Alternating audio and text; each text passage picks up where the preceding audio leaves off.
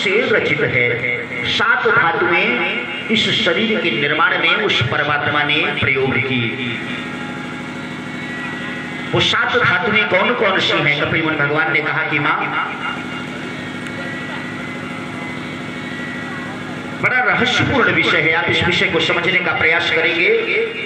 ये भारत का परम आध्यात्मिक दर्शन है, जिस पर आज भी विश्व का विज्ञान शोध कर रहा है। हमारे भारत का धर्म केवल धर्म नहीं, हमारे भारत का सनातन धर्म वास्तव में मानव का श्रेष्ठतम विज्ञान है। ये बातें इस शब्द को प्रमाणित करती हैं। तो का उल्लेख किया, ये सप्त धातुएं कौन कौन सी हैं? जिन चीजों से शरीर बनाया गया, परमात्मा ने जिन चीजों से शरीर बनाया, ये देह बनाई, ये 7 चीजें प्रयोग की। वो 7 चीजें कौन कौन सी हैं? और बड़े आश्चर्य की बात बताऊं मैं आपको कि ये 7 चीजें जो मैं बताने जा रहा हूं, ये सप्त धातुएं इस संसार में कहीं नहीं मिलती।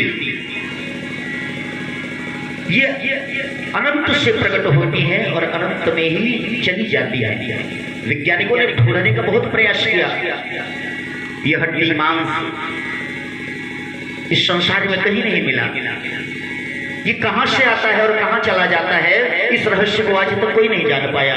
ये शरीर में जो चीजें प्रयोग हुई, ये अनंत से अदृश्य से प्रकट होती है और अदृश्य में ही समाहित हो जाती है। ये रहस्य की बात है।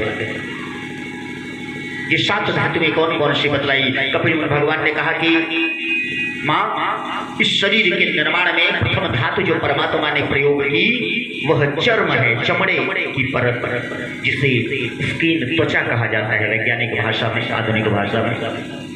ये ऊपर की चमड़ी जो है, ये त्वचा प्रथम धातु है, चर्म।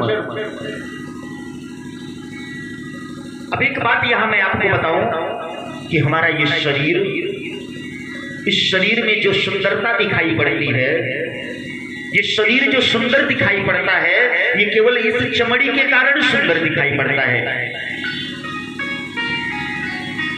ये चमड़ी ही है जिसके कारण यह शरीर सुंदर दिखाई पड़ता है। बाकी शरीर में भीतर कुछ भी सुंदर नहीं है।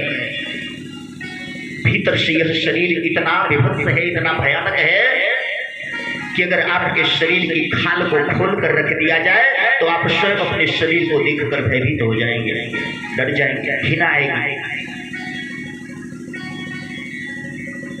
अगर ऊपर यह पतली चमड़ी की परत न हो तो ये शरीर कितना भयानक दिखाई देगा। आप अपने मन में कल्पना करो, अगर शरीर से ऊपर की चमड़ी हटा दी जाए तो यह शरीर कितना कुत्सित, कितना